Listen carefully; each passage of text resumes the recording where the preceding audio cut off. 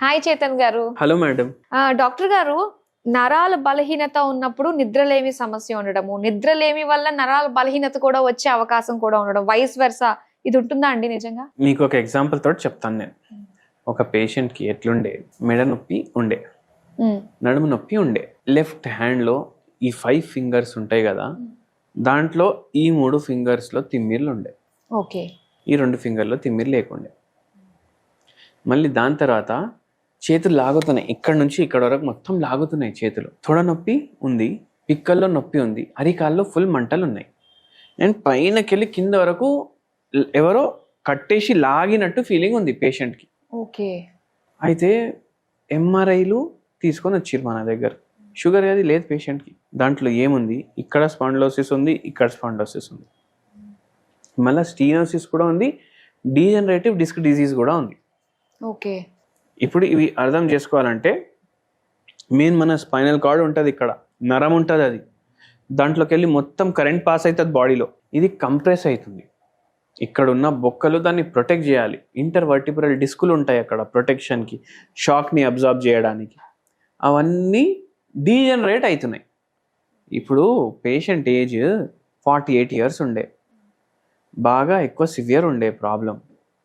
పేషెంట్కి ఇంకోటి ఏంది ప్రాబ్లం అంటే, డైలీ పేషెంట్ బాల్ నగర్ నుంచి ఓల్డ్ సిటీ పోవాలి. ఒక్కొక్కసారి స్కూటర్ మీద వెళ్ళడం, ఒక్కొక్కసారి మెట్రోలో వెళ్ళడం, ఒక్కొక్కసారి బస్లో పోవడం, అంటే ఆఫీస్ కోసం. పేషెంట్కి బండి నడుతుంటే తల తిరగడం స్టార్ట్ అవుతుంది, మళ్ళీ పడుకుంటే నిద్ర వస్తలేదు. ఇవన్నీ ప్రాబ్లంలు స్టార్ట్ అయినప్పటి నుంచి నిద్ర కూడా వస్తలేదు. మనం ఈ పేషెంట్కి ఒకటి అడిగినాము, మీకు గర్భసంచి లేదా అమ్మా అని అడిగినాం. 26 ఇయర్స్కి నాకు గర్భసంచి తీపిచ్చేశారు అని చెప్పారు. ఓకే. గర్భసంచి తీయడం వల్ల ఏమవుతుంది, మన బాడీలో హార్మోనల్ చేంజెస్ అవుతాయి. ఆ హార్మోనల్ చేంజెస్ వల్ల ఏమవుతుంది, ఏదైతే మనకు ఆర్థరైటిస్ రావాలి, ఏదైతే మన నడుములో డ్యామేజ్ అవ్వాలి 70 ఏండ్లకు 80 ఏండ్లకు, అది 40 ఏండ్లకే అవుతుంది. ఇప్పుడు మెనోపాజ్ 50 ఏండ్లకు అవ్వాలి కదా, ఈ పేషెంట్కి 25 ఏండ్లకి మెనోపాజ్ అయింది కదా. 75కి వచ్చే ప్రాబ్లంలు 50 ఏండ్లకు 40 ఏండ్లకు రావా? ఓకే. కొందరిది వీపు నడుము మొత్తం ఇట్లా బెండ్ అయిపోతుంది చూడండి మీరు, ఆస్టియోపోరోసిస్కి బెండ్ అయిపోతుంది. ఇది తీపిస్తే అది ఇంకా తొందరగా బెండ్ అయిపోయేలాగా ఉంటుంది.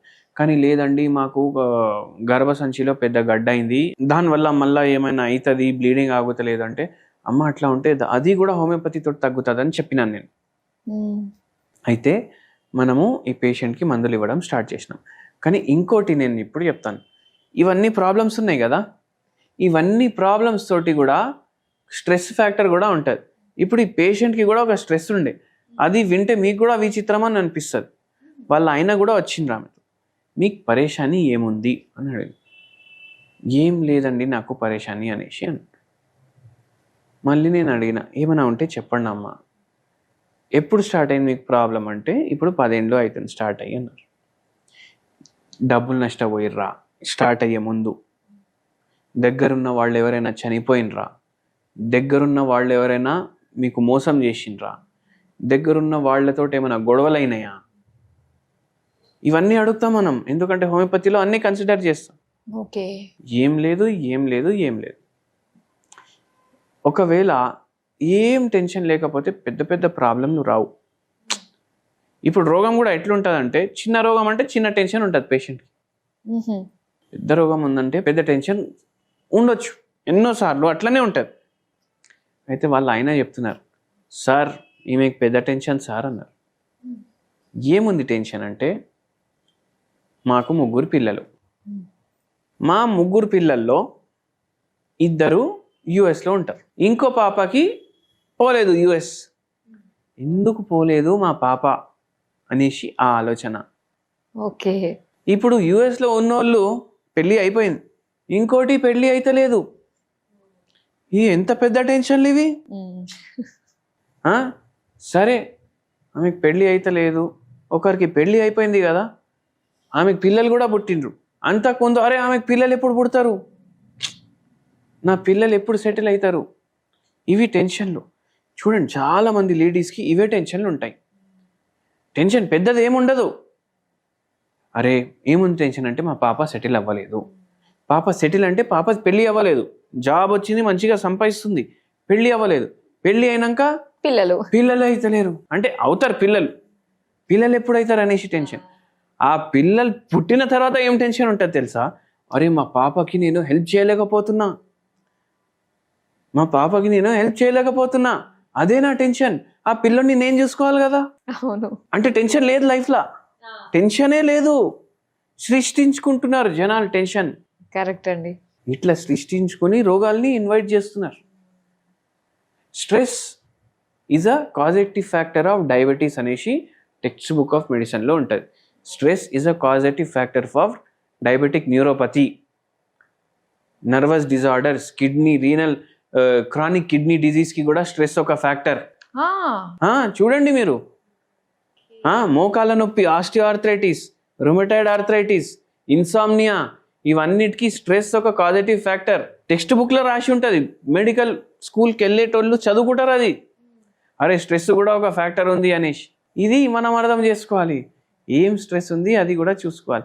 అయితే పేషెంట్కి మనం మందులు ఇచ్చినాము, దేవుని దయతోటి మంచిగా నరాల బలహీనత తగ్గిపోయింది పేషెంట్కి.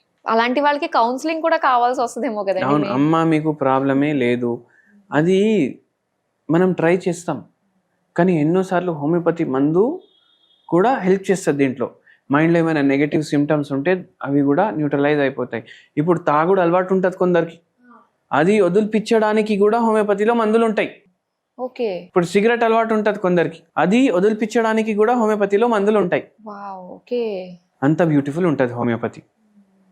So it is not a problem using homeopathy for such problems, because it will cure the problem without any side effect అట్లా.